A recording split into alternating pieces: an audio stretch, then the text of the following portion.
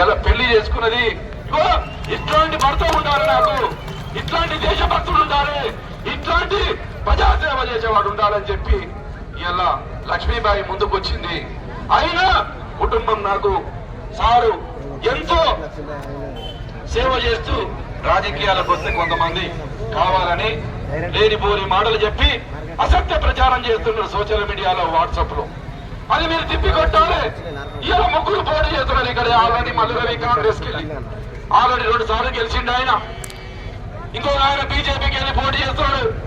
BJP అంటేనే పనికిరానికి అక్కగరాని చుట్టమది.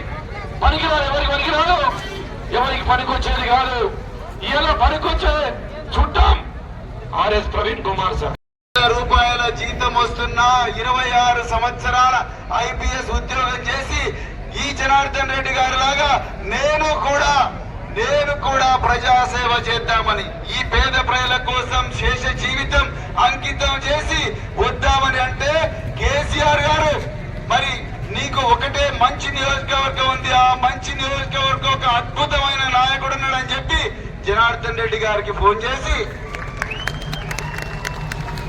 జనార్దన్ రెడ్డి నీ చేతుల ప్రవీణ్ కుమార్ ను పెడుతున్నా, నువ్వు ఏం చేస్తావో తెలియదు, నువ్వు మాత్రం ప్రవీణ్ కుమార్ ను ఢిల్లీలో పార్లమెంట్ కు పంపించాల్సిందే అని చెప్తే, మీ అభిమాన నాయకులు, పోరాట యోధుడు, మడమ తిప్పని యోధుడు ఆయన ఏమన్నాడు, సార్ మీరు మా దగ్గరికి పంపించండి, మేము ఆయనను గెలిపించి ఢిల్లీకి పంపిస్తాం, ఆ బాధ్యత నేను తీసుకుంటాను. ఈ రోజు మీ అందరిని ఇక్కడికి తీసుకొచ్చిందంటే తప్పకుండా నేను ఢిల్లీ పోయినట్టే మిత్రులారా. జనార్దన్ రెడ్డి ముందుకు సాగు, నీ వెనుక మేమున్నాం అని ప్రజలు చెప్పే నాయకుడే నిజమైన నాయకుడు.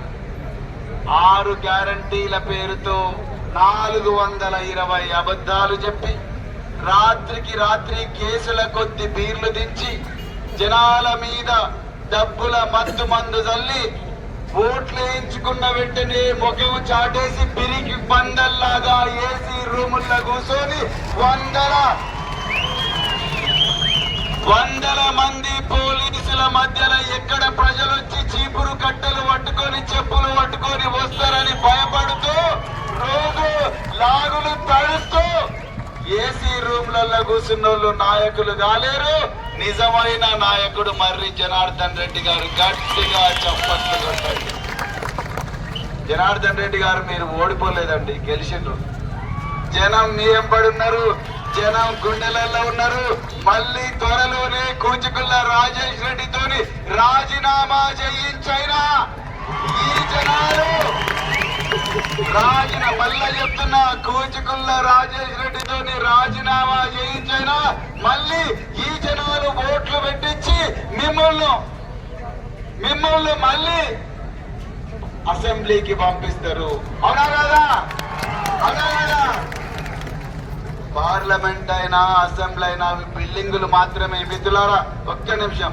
పార్లమెంట్ అయినా అసెంబ్లీలా మనం కట్టిన బిల్డింగులే, కానీ నిజమైన అసెంబ్లీ, నిజమైన పార్లమెంటు మీ గుండెలలో ఉన్నది. మీ గుండెలలో జనార్దన్ రెడ్డి గారు ఉన్నారు మిత్రులారా. జనార్దన్ రెడ్డి గారు ఎంత మొండి ధైర్యం ఉన్న నాయకులు అంటే, మరి కేసీఆర్ గారు నేను 7